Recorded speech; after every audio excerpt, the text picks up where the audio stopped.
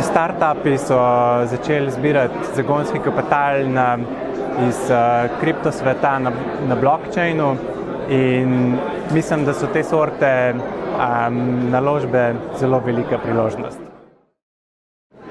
Moje videnje na to je, da lahko je naložbena priložnost, ampak trenutno je, bom rekel, vprašanj bistveno več, kot je odgovorov. Tako da, če že kdo ima željo v zelo, zelo riskantno naložben razred vlagati, ki je sorazmerno oziroma skoraj nereguliran, zelo veliko nejasnosti, da ja, ampak nekaj zelo malega svojega premoženja, ker lahko dolgoročno zelo glava boli. Lahko ne, se je jasno, to se ve. Večji je riziko, večji je potencialen donos in tudi večja možnost, da z tega vse skupaj nič ne nastane.